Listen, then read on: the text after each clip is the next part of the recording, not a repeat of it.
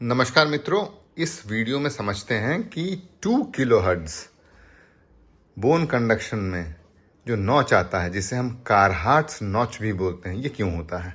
इसके पहले वीडियो में हमने देखा था 4 किलोहर्ट्ज़ नॉच क्यों होता है। तो इसमें समझेंगे हम कारहार्ट्स नॉच क्यों आता है, खास करके ऑटोस्क्लेरोसिस में। ये समझने के लिए ज़रूरी ये समझना है कि ये जो बोन कंडक्शन का चक्कर है सारा का सारा, ये जो बीसी वाइब्रेटर लगाता है ना हम मास्टर्ड के ऊपर मैंने बीसी वाइब्रेटर लगाया, यहाँ से एक स्ट्रैप लेंगे उसको पीछे। तो ये जो बीसी वाइब्रेटर है, आमतौर पे समझ तो ये है कि बीसी वाइब्रेटर वाइब्रेट करता है और ये साउंड सीधा इनर ईयर में जाता है, और जो भी रेस्पॉन्स हमारा आता है वो इनर ईयर का रेस्पॉन्स होता है, या जो भी कॉक्लिया सुनता है उसका रेस्पॉन्स होता है। लेकिन आमतौर पे ऐसा होता नहीं है। इस बीसी थ्रेशोल्ड जो आपको दिखता है प्लॉट हुआ यहाँ पे, वो कई चीज़ों के ऊपर निर्भर करता है। पहला, inertia of the cochlear fluid. Inertia of the cochlear fluid जाहिर सी बात है, क्योंकि इसके ऊपर ही ट्रैवलिंग वेव चलेगा। इनर ईयर की बात हो गई। Inertia of the middle ear ossicles, ध्यान रखिएगा। तो ये जो मिडिल ईयर ऑसिकल्स हैं, ये किस स्टेट में हैं, और खास करके जब हमारा मिडिल ईयर रेजोनेट करता है 1 to 3 किलोहर्ट्ज़ में, तो उसके संदर्भ में ये किस तरह से मूव करते हैं, है ना। रेजोनेंस फ्रीक्वेंसी मिडिल ईयर की खाली जगह है, ये रेजोनेट करेगा, और ये जब प्रतिकंपित होगा तो हिलेगा यूँ।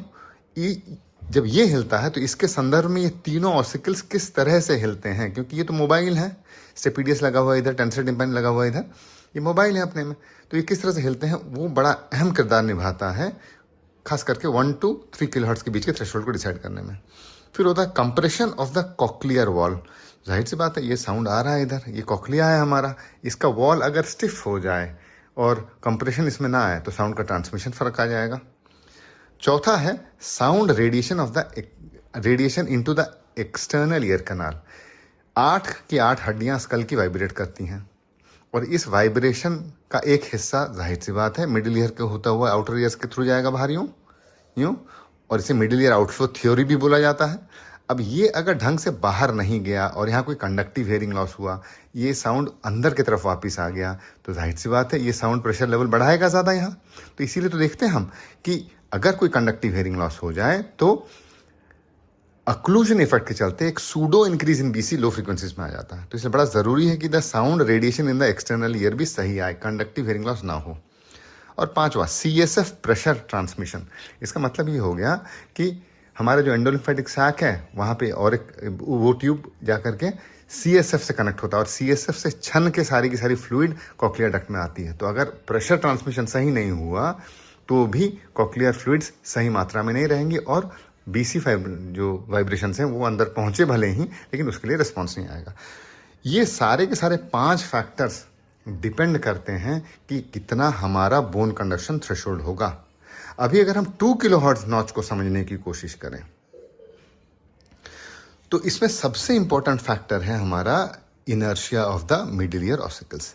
इसका मतलब ये हो गया कि जब भी एक आवाज़ बोन कंडक्शन से दिया गया तो अलग अलग फ्रीक्वेंसीज में, चूंकि ये 8 हड्डियां हैं जो कि स्कल को बनाती हैं, अलग अलग फ्रीक्वेंसीज में वो अलग तरह से वाइब्रेट करती हैं, और इस वाइब्रेशन के चलते आवाज़ अंदर की तरफ जाती है।